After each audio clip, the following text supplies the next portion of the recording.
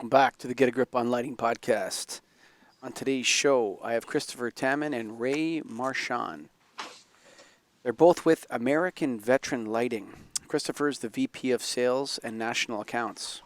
From Whittier, California, and currently residing in Bray, California. He held the following positions in his career. Regional Manager for Philips for the Southeast region. Other manufacturers positions he had: National Sales Director, Regional Manager, National Distributor, Marketing Director, ESCO, a bunch of different things. In 2004, he launched RAY-LITE Industries, Inc., and in 2017 formed a partnership with Ray Marchan and launched American Veteran Lighting, Inc. He's a very competitive tennis player and a proud father of 2 daughters. Off to Ray Marchan, he's a distinguished Army veteran and an accomplished professional. The chairman of American Veteran Lighting, he plays a vital role in driving the company's marketing efforts. With a deep commitment to serving customers, Ray places customer satisfaction as the highest priority. Drawing from a wealth of experience and leadership skills gained during his military service, Ray brings a unique perspective to the lighting industry. Passionate about delivering exceptional lighting solutions, he strives to enhance the lives of customers through innovative products and outstanding service. Ray shares his expertise and insights. He's going to do that right now, shedding light on the importance of quality lighting and its impact on various aspects of our lives. But before we get to Ray and Chris, Greg, we got to tell Chris to mute himself for a second because he's got some feedback going on. Can you press mute for a second? Yeah, something's up there. But before we get into the conversation, we got to talk about Satco, Greg Eric, satco.com. Light thing, right thing. That's right. So I had a customer that I've been dealing with, a retail customer that needed track lighting, power lighting, flat panels, A lamps, decoratives, and G9 lights. How many manufacturers can you say have all that? Not many. But don't waste your time thinking about it. Just go to satco.com, baby. That's all. Exactly. We got it all, man. Cover it, and they have the stock, they have the product, they have the options, quality of the people to back it, everything that goes along with it. Satco. The gangsters, Satco, satco.com. And, of course, proud members, longtime members, Greg, of the National Association of Innovative Lighting Distributors. If you have a warehouse with light bulbs in it and people call you or email you or order off your website, this is your trade association. Go to NAILD.org and hook up with us in September at the convention. That's right, NAILD.org. Now, because Chris is having a little bit of trouble with his audio there, we're going to go to Ray first. And then, Chris, I'll signal over to you and you can take your mic off mute. Ray, welcome to the Get a Grip on Lighting podcast. Hey, thank you so much for having me. I really appreciate it. So, Greg, why don't you kick this one off? Yeah, so just checking a little bit of it. I don't know a lot about you guys, but one thing I do see is that you changed your name in 2017. Prior to that, you were called RAY-LITE Industries. And that might be Chris's category to kind of cover the history and the background on the company until where you're at today. Yeah, so if Chris, you want to jump in and introduce what RAY-LITE Industries was, and then we can kind of go into where we are today as American Veteran Lighting. Yeah, so let me know how my mic's working here. Sounds good. Everybody hear me okay? Yeah, it sounds good now. Yeah. Yep. Okay, great. The original RAY-LITE was called RAY-LITE Glass. It was born in 1939, and it went through 2 generations, and the glass business began to change as the plastics became stronger. Long story short, in the early 2000s, I spoke with my stepfather, who would own the company, and we arranged a purchase. I bought it and converted it into wholesale lighting and energy management company. So that was the inception of RAY-LITE, and that was in 2004. And from there, we've just been accumulating a base business. At one point, we still provide energy management calculations. We have our own system to do that. And we formulate different other, specialties, pole testing, et cetera, to differentiate ourselves. Because Southern California just happens to be one of the most competitive markets around, and so we have to continually look for different ways. And Ray is one of the keys to doing that. Hence, in 2017, we met in a kind of the need for marketing for RAY-LITE, and we ended up coming up with a brilliant idea of creating American Veteran Lighting. using Ray's expertise, which happened to be what I needed to begin with, because So, he is the technology expert. so one of the key things I think that I brought to the table was exactly that, right? Bringing the Ray-Lite into sort of the modern age of technology and using the newest marketing techniques to do that. The other hole that I really helped to fill was one where Ray-Lite, I believe at the time, had a limited entry into government contracts, and that was another big thing that I wanted to bring to the table: was how do we get into the government contract space? And so by creating this partnership and creating American Veteran Lighting, we were able to do that, and that became one of the focuses. We were able to add another arm to our marketing efforts. Nice. And I do want to talk more about that, but before I just got to go back to you, Chris, a little bit, because 1939 to 2004 is a long time. What was Ray-Lite Glass? What did they do exactly? Because I felt like I heard the name when I read that. Yeah, and you probably have, because Ray-Lite was known for the glass street lighting globe in particular. That's it. They had Okay. a huge factory in Southgate, Southern California, and that was in place really just after World War II. Arnie Anderson started it. He was a Norwegian, so he was an immigrant, and that would be the father to my stepfather, who was Robert Lee Anderson. Anyway, they had about 75, 80 employees, and they turned out glass street lighting globes by literally the thousands. And so you'll see the classic acorn, um, the Victorian style, and these are large globes. It's hand blown glass, and they're as large as 30 inches high, and 22 inches wide. I mean, they're just gigantic, and they light up the streets of most major cities in the United States. And in the 70s, the plastics started to be very competitive. The quality was still not there, and it probably still isn't. Glass pretty much lasts forever unless it's vandalized, which doesn't happen frequently. But at any rate, the competitive part of the glass in producing, especially with the unions, the costs of manufacturing with natural gas to heat the glass and so on, it became a little bit non-competitive, and so along those period of time, we ended up starting to outsource labor.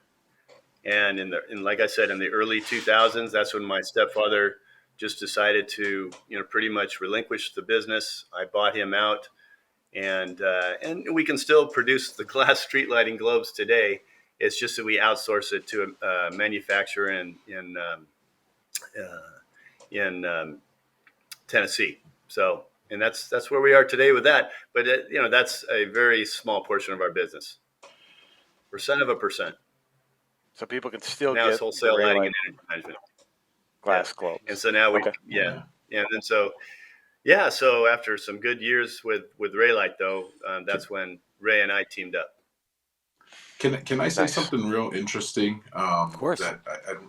So one of my favorite parts when Chris and I first met, and he was telling me about Ray-Lite Industries, or Ray-Lite Glass rather. Walking down Disneyland, right, the main avenue. I believe, Chris, and you can correct me if I remember the story incorrectly, but weren't most of those globes Ray-Lite glass at one point? Yeah, and some of them still are. They slowly get replaced as they are maintained over a period of time, and the lighting source is upgraded. So yeah, and that's when they convert to plastic. There are other glass manufacturers that make two-piece. Ours is a one-piece.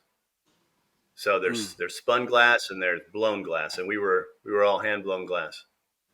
Sounds like a shipping nightmare. Probably. Got an extra pad, that stuff. Yeah. No, that's cool. Yeah, and we did it. Yeah, sandblasted the inside to create that soft glow. Yeah, absolutely. Nice. Nice. Well, yeah, that makes sense now because I know I've seen the name before and I heard it, so I appreciate that background. Now we'll get into today's world a little bit more. Ray, so as an Army veteran, I assume, is that actively, what percent of your business is doing military or not government account type business? So we're still trying to grow. So the thing with the government contract side of things is that it's extremely competitive, which is why we're using every little bit of advantage that we can grab a hold of to grow that side of the business. So I would say, what do you think, Chris? Actively, the government contract side probably makes up 15-20% of the business, or You're right what? on. I'd say about Yeah, 15%. yeah, Okay. Mm. Yeah. And while we're talking, we actually just converted a customer yeah. for about $100,000 order. So Nice. which was track lighting system for a state of California museum, Well, which good we project. wouldn't have had the opportunity had it not been for the disabled veteran aspect of the business. So yeah, and speaking of that, Mike, you probably don't. I don't know that Canada. He's out of Toronto if they have that there, but I'm in Minnesota, and my partner is a woman, so we're technically woman owned, and there is a Hmm. whole avenue that we're still learning. I've been in it for 18 years. She's been in it for 30, and it's like every It, day something new comes, and you're like, what is this thing? And exactly. you got to dive into it. So Yeah, exactly. Mm. yeah, It's so it sounds like something. never ending regulations, never ending updating and keeping up, with what's new. And absolutely. Is it very state by state? Do you know? Because the stuff we do on that is primarily in Minnesota because we're here, and you guys Yeah. are you So everywhere? Yeah, so we are service disabled at the government level. We are also service disabled at the state level, and so those are two completely different, certifications. And so the process for each of those is completely different. I'd say some of it is the same, but they're completely different as far as what the requirements are, what percentage of ownership, these sort of things. But it does vary. It varies state by state, or it varies if it's a government contract, and whether you're certified at that level or not. Hmm. At the risk of sounding insensitive, and since we're on the topic, do you mind if I ask you guys a few questions about this? Um, Sure. do you think Don't, that yeah, go these ahead. types of programs should exist, Ray? Like, and when I say that, so for example, I Hmm. don't live in Minnesota. I don't know if Yeah, women or minorities need a leg up there. What do I know? I sell light bulbs in Toronto. But whenever I encounter these, I always find like it's a lot of paperwork and it's a lot of kind of hoop it's a lot of jumping hoops. through. Yeah. Hmm. And I wonder whether you need to actually have the woman owned or you need to be good at filling out paperwork. Like I'm not sure which one it is. You know what I'm saying? Absolutely. So let me give you my experience. So my experience in this has been that, is it worth it? It's a lot of work, right? It's a lot of time, like you said, paperwork that you have to fill in. But when you land that $250,000 contract because you're, a veteran-owned business, and like that gave you that half a percentage more that you Mm, needed to land that contract, that's when it makes it worth it. Is it worth it the other, 99.5% of the time? Eh, I mean, but we landed one contract that was worth, quite a bit. mm. So it's kind of, you have to look at it from that filter, from that perspective. It wasn't for probably the first 2 or 3 years, but then we landed that one contract that made everything worth it. So The I Could hope I that makes sense. interject something? Sure. Let me interject something really quick to kind of to answer, Dave, the woman-owned aspect of it.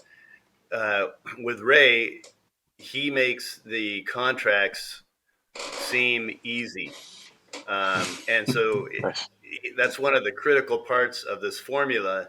Is if you're going to, offer the disabled veteran, the small minority um, business type of, marketing and offer those services that go with it, the advantages and so on, you have to administrate those things as well. And so when you see the opportunity, um, Ray is 10 times more expeditious than I would be. I mean, I would look at it, have to read it several times. He's got everything set up. He's got all of the certifications. all of the PDFs ready. He knows how to sign all the documents, read them completely.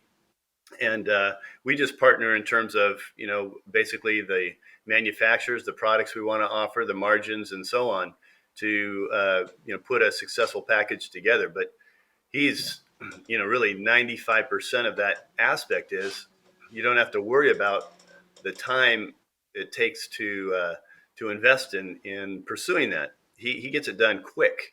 So I mean, literally, I've seen him do things in an hour before the due date, and it's a first look for him.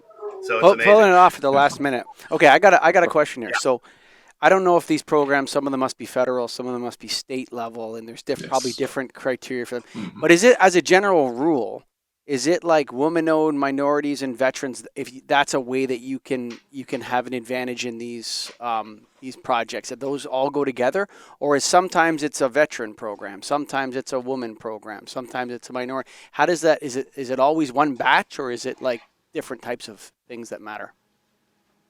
So it's both. We get a mix of both. Sometimes it's just, if you're a disadvantaged business, what they call a disadvantaged business, there's set asides for that, and then sometimes it's veteran owned. So sometimes it's woman owned. Sometimes, and so there's set asides for that. The set asides typically are much smaller, much less competitive, and there's a much better chance of grabbing those opportunities, whereas the ones that are bunched up with everybody else are a lot more competitive, right? There's a lot more people trying to get their hands in the pool, so to speak, and so everything has to be, precise. Everything has to be perfect, down to your research of your margin. Did you properly research what the customer is willing to pay, and are you going to be in the limit? One of the other big advantages, especially on the federal level, is that there's a certain percentage cost advantage, meaning that, for example, in some jobs, we'll get a 10% advantage. So if somebody from, a different state, or maybe that's not certified as a disadvantaged business, puts in a bids for, say, $1,090, or I'm sorry, $1,000, and we put in a bid for $1,090. Just these numbers, and we have a 10% advantage. That means that we could have gone all the way up to 1,100 and still met equally, because we have that 10% advantage. So at 1,090, even though we're $90 more, we are actually better priced because we have that 10% advantage when it comes to our pricing. So But that's you're not another able. huge But you're not advantage able to too. know what the other person's bidding anyway. You're just putting your bid in. Right. Right. I get it. Right. Exactly. I get it. That's So, interesting. but we do And- get and- that pillow, that leeway. One Right, more which is question. Go ahead, Chris, first. And then Sure, I have no, one you more question first. on this. Well, what I wanted to Well, ask I was was just gonna. you go. Okay, I'm going. Yeah, so I was just going to say, in addition to the advantage, though, it's still not. There's no excuse, or there's no really way around being a genuine service provider, Oh, sure. and Yeah. putting your, and so you still have to offer all of those things, and Yep. there's still that competitive aspect of it. So it's never a gimme. I don't think there's been any that were just handed over for that aspect alone. It's, you have to prove yourself as well. So the final question would be, if you're, so this is for disabled veterans. That's what that's the category. Correct. How, do they if a veteran is disabled, are people informing them that these programs exist? Because it would be interesting to see, like, if you're in the army, you're coming out, maybe you had some problem, who knows what it is, right? And it's actually none of anyone else's business, right? But if you've been injured as a veteran for the armed forces, do they tell you, hey, you know what, you may want to consider getting into a business partnership, or you may want to consider starting a business if you have an area of expertise, because these programs exist. Do they teach people about, like, do veterans know that this advantage exists for them? So the outreach goes like this. as a veteran, I had to go and look for these resources. I'm the Okay. one that had to go and looking on Google. It's like, hey, Mm. I'm a veteran and I want to own a business. Oh, there's these things called veteran-owned businesses. Then the next step for me was going into the Small Business Administration, the SBA. Once I was at the SBA, I was paired up with, luckily, I was blessed enough to be paired up with a counselor there who knew about these programs, Mm. and that's how I became aware of it. So they, from my understanding, they aren't actively tooting these out to the public. You do have to remember the veteran population is a very, very tiny population of the United States. So it's not something that people are, wanting to necessarily put money into as a marketing campaign, for example. But the information is readily available. Once you find out about it, you can jump into, something like the SBA and then get more information. And then, like I said, from there's just so many different tentacles that you have to go, so many paths that you have to follow to get to the exact certification, classification, whatever it is for your niche, right? Whatever it is that you're doing, and whether it exists for that or not. So, a lot of research. So are you guys doing installs as well or service work on these contracts for the government, or is it just a supply that you're working with? You want to take it, So Ray, it's or you just want me to? no. Go ahead. Go ahead.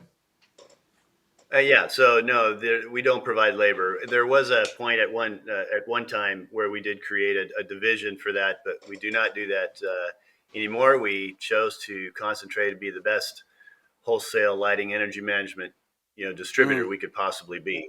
And so not to get ourselves confused or divert our energies elsewhere. We just want to be an excellent distributor and have good technology available to us through our manufacturing partners. I love it. So yeah, no, that's great. And on these government type contracts, when you see them, sometimes I've seen a little bit of them where they want the full turnkey project or they want the supply. And Mm-hmm. if they are going to want the full turnkey project, are you then just saying, okay, who are the contractors bidding it and just sending them your bid package? Is that kind of how that works? Yep, that's exactly It how it can work works. that way. Yes. Yeah, we partner with If contractors. Many times we're asked to make referrals, and in which case, we're already partnered with the contractor, which helps a lot. Yeah. All right, I want to ask you guys about partnership and having business partners, and sometimes it's in some ways it's like a marriage, right? You have different perspectives on things, and so how is the partnership going? Is there a senior partner and a junior partner in this, and how do you sort out your disputes? Go ahead, Ray. Great question. All right. So definitely Chris, I view Chris as the senior partner. He is the one that brings, the years of experience in the lighting industry. He is the most patient man that I know, as I have had to learn quite a bit, going from transitioning from, other industries into the lighting industry. And then, I have also, my contribution really has been the technology side, the getting things up to modern days as far as our marketing efforts and that sort of thing. As far as our partnership goes, I think I agree. It's very much like a relationship, right? Outside of business, it's a lot of give and take. But I luckily, like I said, I've been blessed enough to be partnered with Chris. He's very patient. He's very smart, very knowledgeable. Whenever disputes come up, I think we talk about it. We both give our opinion, and then usually he ends up winning because he has the most experience, he has the most knowledge, he has the most expertise in this. But I do get my wins every once in a while. Chris, I don't know, is that pretty much sum it up? Would you add anything? Yes, that's perfect. There's a lot of joking around and razzing each other and that kind of thing. Just yesterday we were negotiating this particular contract that where the veterans certification gave us an advantage, and the purchasing department called our office, and Louis answered. I happened to be at the conference table, and Ray was remote, and Ray got on the phone and Ray said, "Oh, yeah, I received those documents. Is it okay if I get these done by tomorrow?" And I said, "What are you talking about?" I said, "Like 5 minutes. You've got 5 minutes." And but of course, I was just razzing him a little bit, Sure. but he turned those around, and of course, proof is in the pudding today, where we received the purchase order. Hmm. So yeah, it's a lot of fun. We do have a lot of fun. I would encourage people to be in partnerships. Go ahead, Ray. No, I was just going to say that. I mean, you've got your ups and downs, of course, right? And I think when you have a partner who's willing to listen and accepting and willing to give positive feedback, I think that makes all the difference in the world. When you've got a partner who is their way or the highway, it makes it very difficult to work with them. And I've had partnerships like that before. And with Chris, it's very much give and take. And we've been able we sort of like the yin and yang, really, of the business world, where he's very much, pound on the door, like I'm getting my foot in the door right now, and he will continue to follow up and follow up. And I'm very much the guy behind the scenes on the computer, doing I'd much rather be behind the screen, whereas Chris is very much, out there pounding on doors. And so, we complement each other very, very well.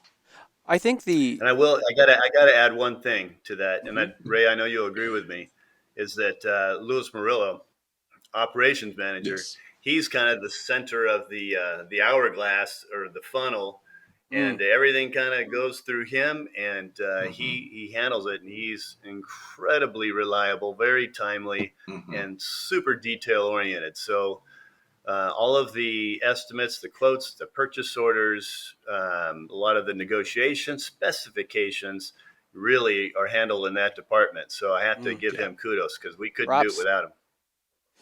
You should be Yes. nominated for the Linda Daniel Award, Greg. It should be. Um, This is a nailed thing. that's a nail award. I mean, that's for service Yeah. to a company. The people that don't get all the Yeah. glory, they get the Linda Daniel Award. So we should nominate him after the show. But Absolutely.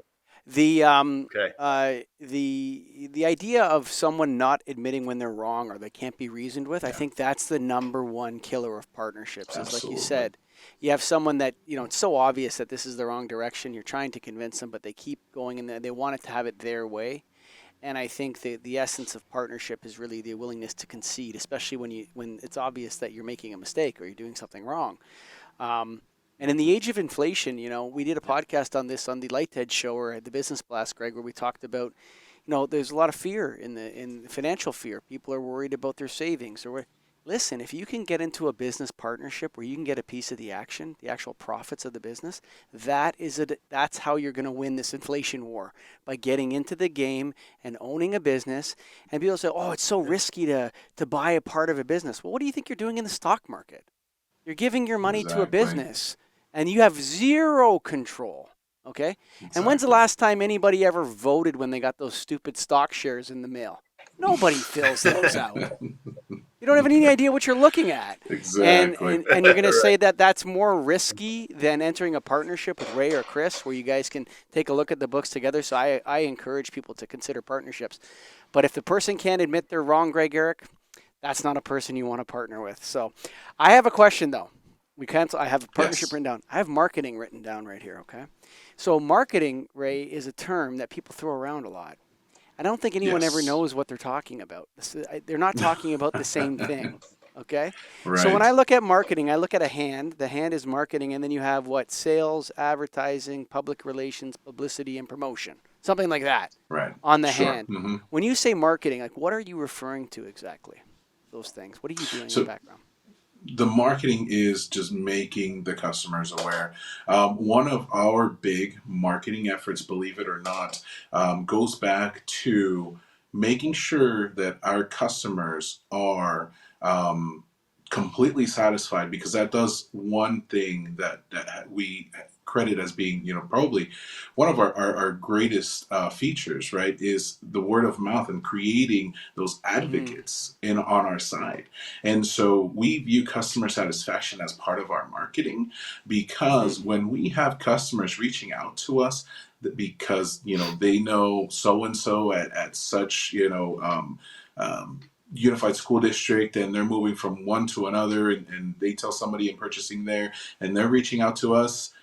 I mean, that's the greatest satisfaction that we can have, because we knew that we did such an amazing job, that we're having customers reach out to us that are now made aware of us. So that's just one of the major aspects of where we focus our efforts, and we consider that as part of marketing is our customer satisfaction. Other parts of marketing, of course, it's just making others aware that we exist as also lighting distributor. As Chris mentioned earlier, the Southern California market is highly competitive, and we're able to service customers. We have national accounts with customers, and so we're able to service nationally. But the bulk of our current business, is based out of Southern California, a lot of school districts, and such. And so making those customers aware of the customer satisfaction, the service that we can provide. And the other thing that really makes us special is that we are a small business, right? We're a small company, which means that we're able to get intimate with our customers as far as getting to know them, like truly, really getting to know them. That when you call American Vernon Lighting, the customer is going to speak to one of us, and it's never going to be like, oh, well, where's Joe? Well, he's gone. You're talking to Julie now, and you don't have that with us, because we're able to pivot quickly. We're small, but we're also able to satisfy even national accounts at that level. Chris, do you have anything to add? Well, I would just say, there's a lot of blocking and tackling, which is where kind of, my functions are, evolve around that kind of aspect, because we'll, target specific accounts, and we'll begin to develop files on them, and gather information before we pursue an account. It's not always, we don't mass market. The mass marketing is where Ray is going to help us develop the shopping cart, the website, the pages on the website, those types of things. That's more the mass marketing. We just brought on a new ESCO that had some national accounts in Southern California. They literally dropped in off the street because they looked up our website. And I'll tell you, in Brea, California, we've got some huge distributors here that also sell lighting, but they're more pipe and wire. Sure. These guys came to us for the specialty aspect of the business, and now we're helping them to standardize their national accounts on a day-to-day basis, with the newer technologies, and upgrading those. So, that's the nice part, where the new technology and the bells and whistles that Ray creates, using some AI on occasion. It's nice that he's up to speed on those types of technologies. But, I'm the guy that's the blocking and tackling.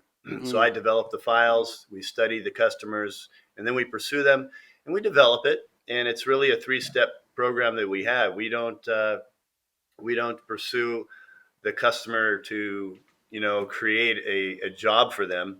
We're there to relieve them, and provide the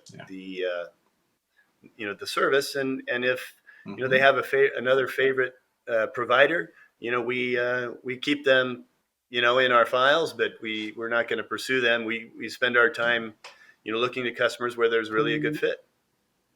So, just if you're watching, Greg Eric forgot to pay his internet bill, but he's back now. He quickly paid it while he was off, and the internet's back up and running in Minnesota for Greg Eric, so he's back. Thanks for joining us, Greg. And for those listening, Greg's was gone for a little bit of the show there.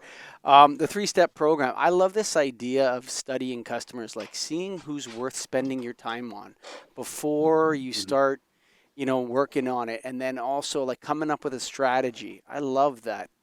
Describe your 3-step program if you don't mind. If it's not top secret, can you tell us a little bit about that?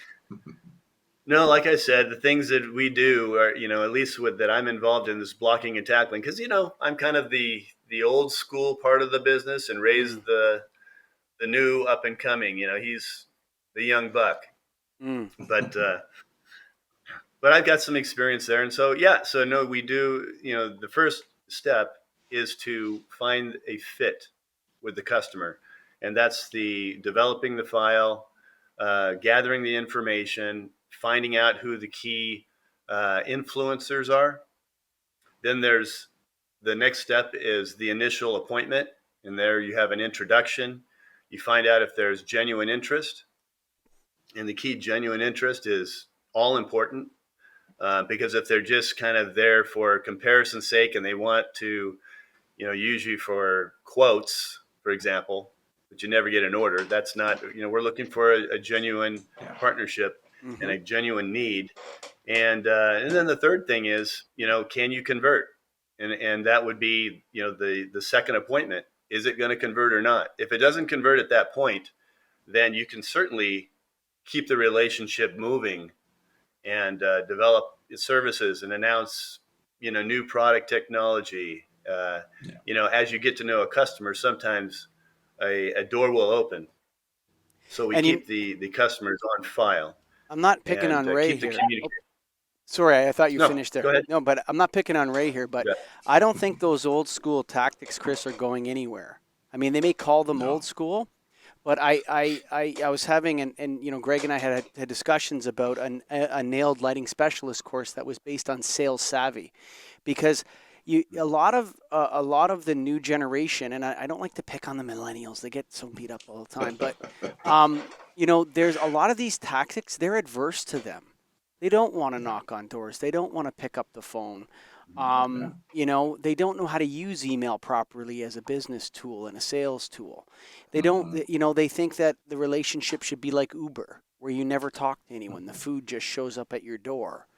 But lighting is more complicated than that. And that, and it requires customer service. And on the sales side, I think those old school tactics, those savvy, like how to follow up on someone, when to follow up, how often to follow up, what to do when you're on the phone. All these things are not being taught anywhere. You're kind of forced to learn them as you go through the process. And Greg and I both learned our sales skills just by working the phones and trying to sell.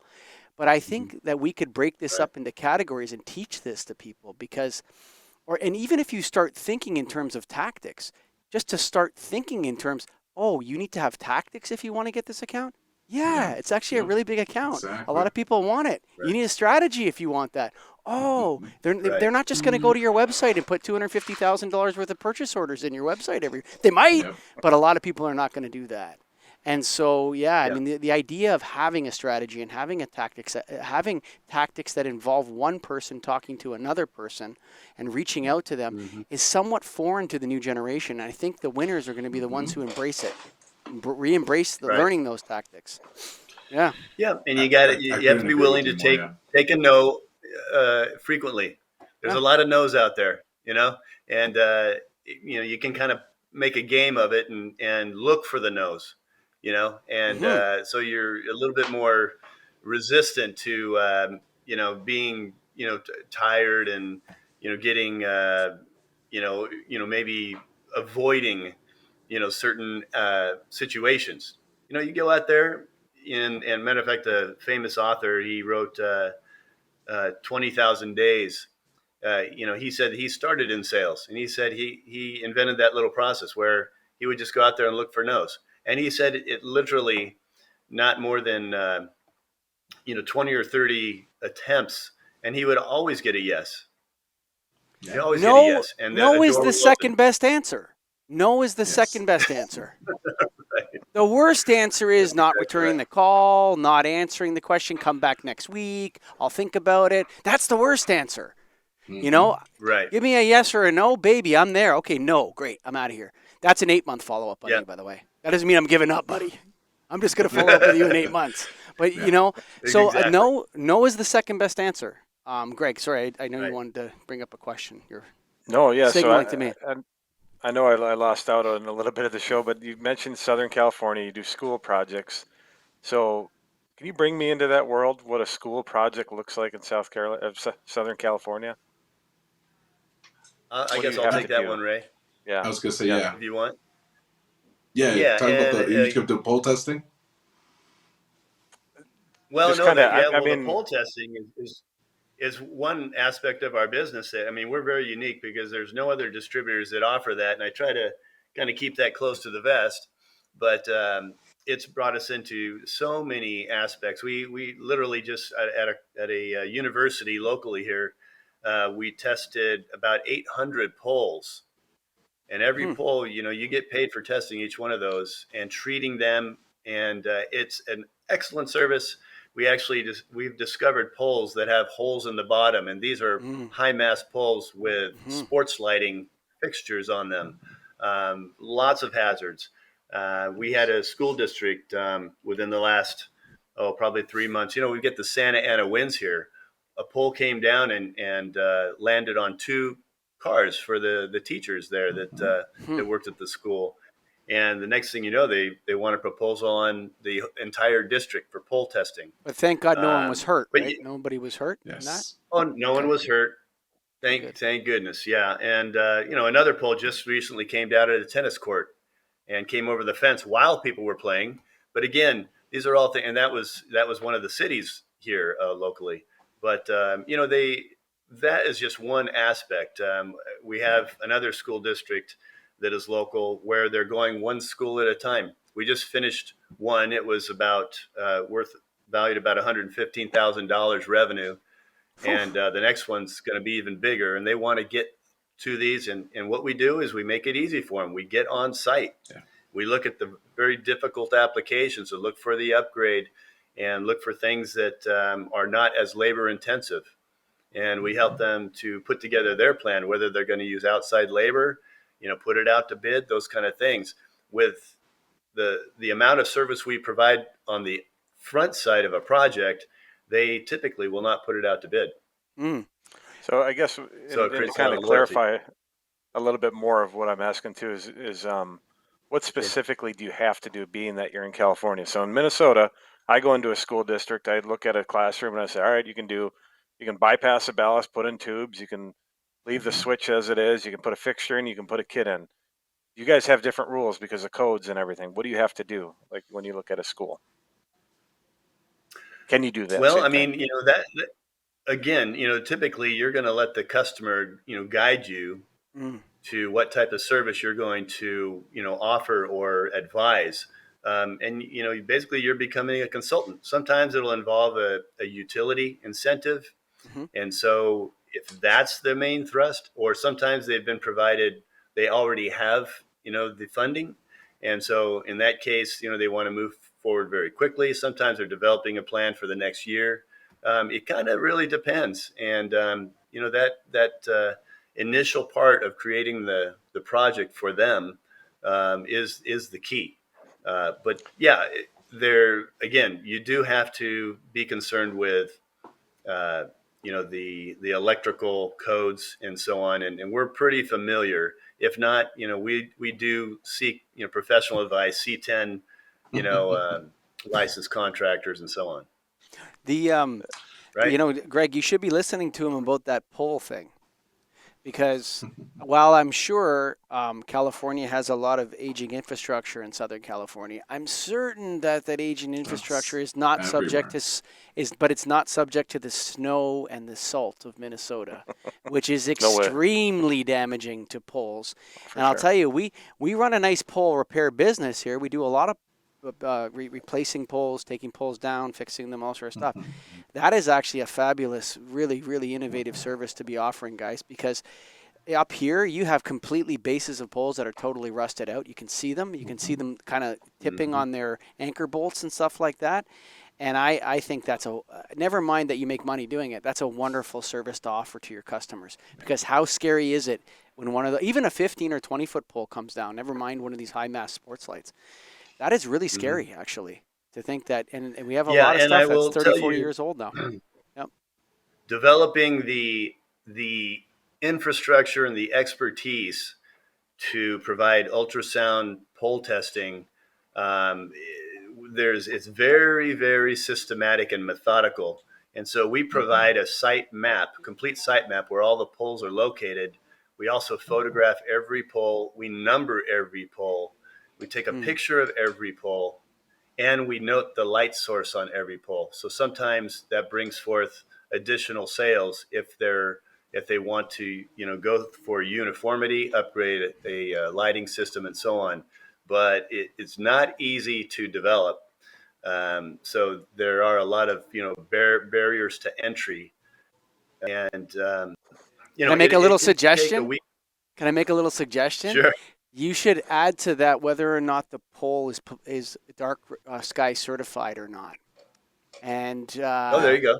yeah, you could add Right. that to it and say this is actually a very high light pollution pole. Maybe you want to fix Yeah. it. Like that. You I was bet. just thinking what you were saying there, that would be an interesting aspect to add to that list and just say, yeah, Mhm. and by the way, 90% of your poles are high light pollution poles. What are you talking about? Yeah, about 80% Yeah. of the light has become sky glow. It's wasted. Mm-hmm. Yeah. Yeah, and That they was are it very was sensitive about that here in Southern For sure. California. Yeah. I Yeah, love what you're doing. That's observatories. so smart. So smart. And I do have No, to thanks. ask. It sometimes takes me 3 questions to get what I want answered. This one: are you handcuffed by your selection of what a customer can do in Southern California? That's what I'm asking. Mm. Can they do Type B tubes? Can There they you do? go. That's what I've been meaning to Well, ask 3 Yeah. times, and maybe it's clear. yes, Tell me, they please. are allowed to do Type Yes. B Okay. in Southern California. Yeah, and initially that was not the case, but now they're actually incentivizing that scenario. Mm. How about Yeah, controls? Do you have to add Department of controls Water. in every scenario? Say that again. Sorry. Do you have to add controls in every scenario when you do a lighting retrofit, or can you just do the lighting and leave the control as is? Yes, you can, but you get in additional incentives for adding controls, so, Yeah. such as daylight harvesting, Mm. dimming, etc. Okay. So it's not as bad as everybody says. Everybody says California is weird and different and hard. You're doing lighting there just like we are. Yeah. Can you believe Yeah, we've well, spoken Title for 20. 45 minutes? Crazy, eh? It's already 45 minutes Wow. we've spoken. I can't believe it. I'm just looking at the Wow. clock right now. So, you know what? Chris, make this your final thoughts for the listeners because we don't like to go too far past 45 minutes, and then Ray will go to you. Sounds good. Yeah, well, no. Well, my final thoughts are, it's really a big part of the business is just having fun, having Mm. quality people to work with, having great partnerships with the manufacturers in addition to customers, and basically always trying to stay. It sounds a little trite, but staying ahead of the game Mm. when the manufacturing partners are concerned, because in this day and age the partnerships are changing frequently. So you have to be very flexible and always looking ahead and having options. But no, we really just enjoy the business. Ray, what do you got to take away? So, the lots of wow, let me collect my thoughts for a second. Everything resonated with me, right? I mean, we're talking about, finding the right people, getting in business with the right people, having those partnerships. I mean, this whole, thought of, the mythology of using these old school methods that are not really that old school, but really need to get reinvigorated. I mean, that's huge. Mm. That's something that like really resonated with me. And I think that the listeners should pay attention to that because yes, the newer generations are being brought up on different methodologies when it comes to business, but we should not forget about these old, or not old, but these, original selling practices. And that was something that I'm gonna be focusing on myself a lot more. So, other than that, you have to be willing to listen, and you have to be willing to admit when you're wrong. So yeah, it was a great show, guys. Thank you so much for having us. Thank you for being here. And Joe, Yeah, Greg, our pleasure. before we go here, I mean, we gotta say hello to some gangsters down at Satco, satco.com, the lighting gangsters. That's right. Everything we talked about today, they can help you with. Satco's got it all. I said that at the beginning.